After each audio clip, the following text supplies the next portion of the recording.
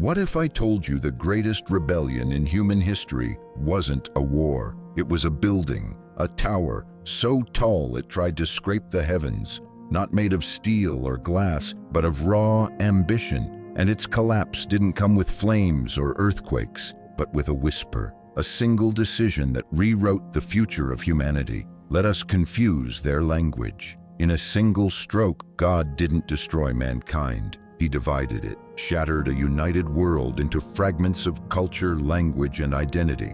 But here's the twist nobody talks about. What if the Tower of Babel wasn't just a punishment, but a warning? A story not about divine wrath, but about something much deeper, the terrifying consequences of human unity without humility. Because if everyone speaks the same language, who gets to decide what the truth is? Long before nations had flags, before kingdoms rose and fell, there was a moment in history, or perhaps in myth, where all of humanity was one. No borders, no languages, no divisions, one tongue, one tribe, one dream. This moment comes right after the Great Flood, a world washed clean, left to start over from scratch. And in this new beginning, humanity did something extraordinary. They stayed together. They migrated eastward and settled on the plains of Shinar, a vast, fertile land in what is now ancient Mesopotamia. No one was fighting over territory. No one argued over gods or dialects. They were united, and that unity gave birth to ambition. You see, language is more than just words. It's the software of the human mind. When everyone speaks the same language, ideas flow faster, dreams are shared, plans grow bigger. A single phrase, "let us build," becomes a movement. And that's exactly what happened. They didn't just build homes, they set their sights on the sky. And that's when the Tower of Babel began. But this wasn't just a construction project, it was a declaration, a monument to mankind's power, a challenge to the heavens, a single people speaking a single language daring to define their own destiny. They believed, if we stay united, nothing is impossible. And maybe they were right, but maybe that's exactly what made them dangerous. It started with a simple idea, a city, a tower, a name. They said to one another, "Come, let us build ourselves a city with a tower that reaches to the heavens so that we may make a name for ourselves and not be scattered over the face of the whole earth." But what sounds like a construction project was something far more dangerous. This was about control, about permanence, about becoming more than human. They weren't just laying bricks, they were stacking their legacy, stone by stone. And they chose their materials carefully, not stones from the earth, but baked bricks and bitumen, man-made tools, the technologies of their time.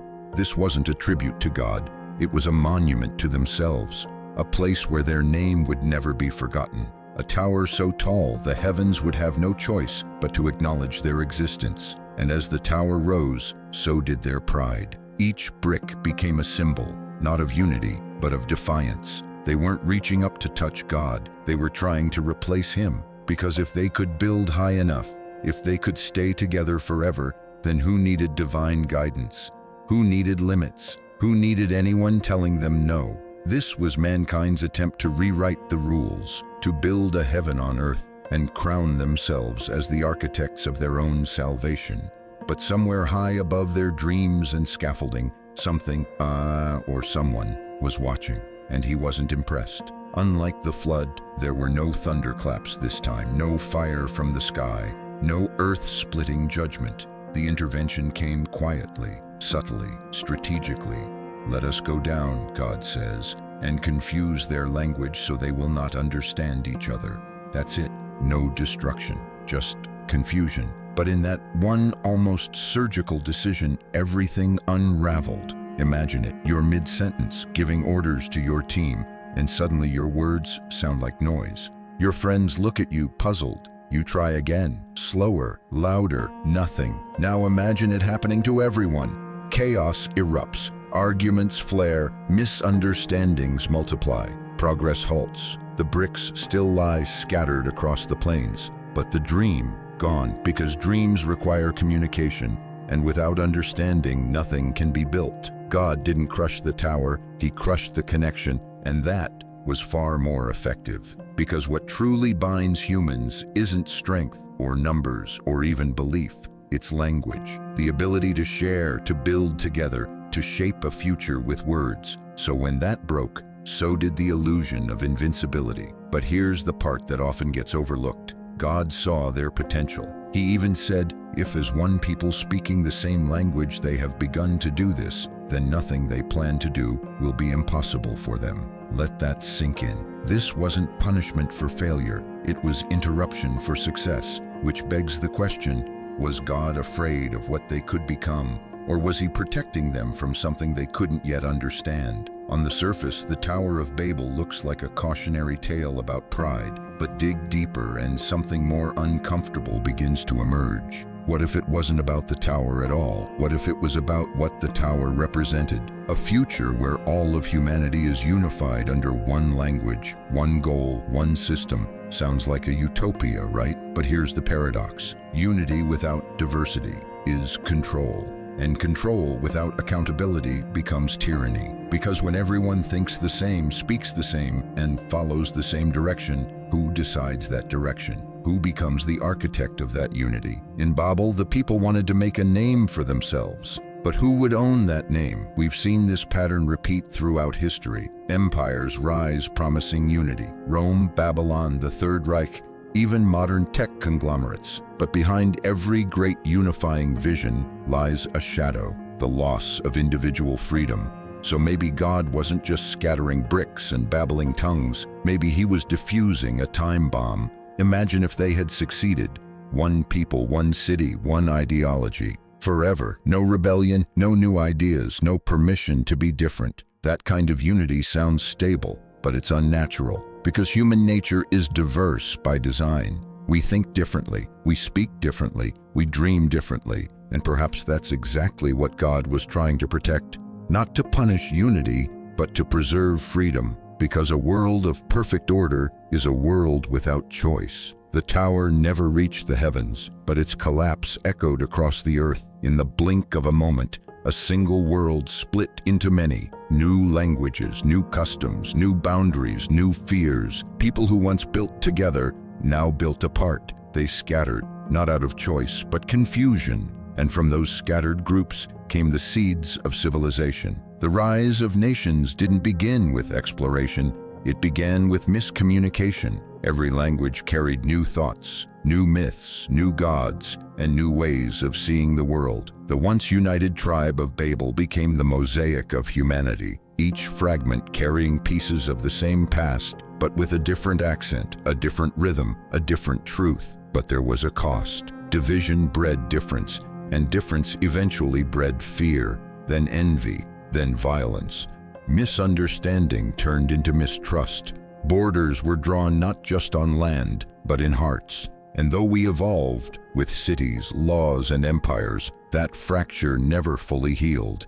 You could say the world has been trying to rebuild Babel ever since. From the Roman Empire to the United Nations, from Esperanto to the internet, we keep searching for a shared language, a way back to that first unity. But every attempt seems to echo the same question: is unity worth the price of identity? The Tower of Babel isn't just a religious tale, it's a mirror, reflecting something buried deep in the human psyche.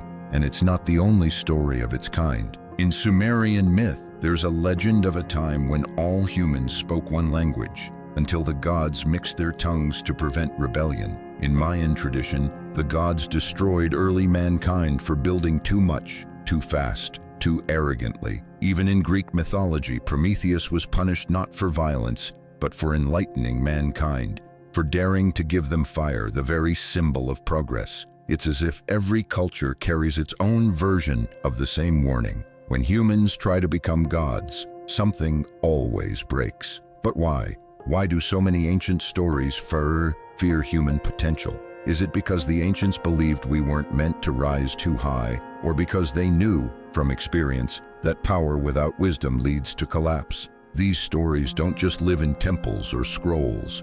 They echo in our sky, scrapers, in our digital towers, in the silent algorithms shaping our world. And that's the chilling part.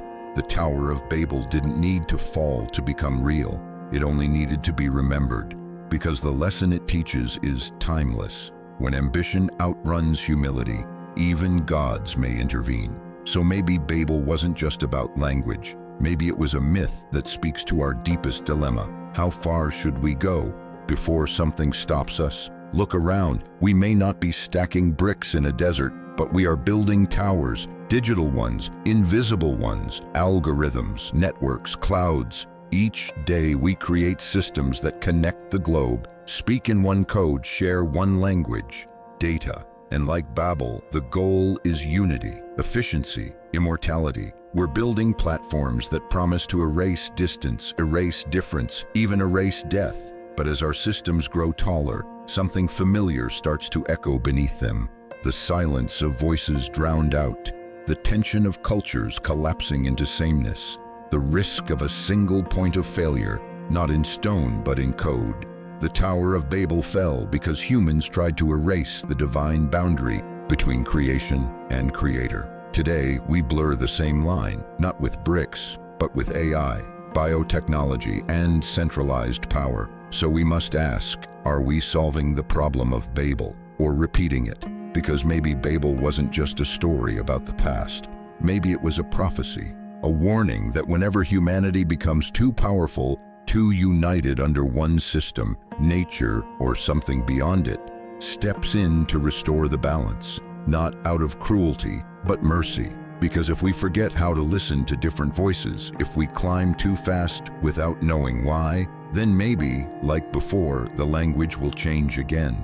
The Tower of Babel was never just about reaching the sky. It was about who we become when we think we don't need limits. It reminds us that progress without purpose is just a taller fall, that unity without understanding can become its own kind of prison, and that the real test of humanity isn't how high we can build, but how well we can listen, even when we don't speak the same language. So maybe the scattered languages, the different cultures, the walls between us, they're not failures, they're safeguards, reminders that the world isn't meant to be flat and uniform. It's meant to be woven together, rich with difference, held in tension, struggling, but growing. Because sometimes division isn't a curse, it's a chance to learn how to understand each other again. So the next time you feel the urge to build your own tower, pause and ask yourself, am I reaching for the heavens or just trying to escape being human?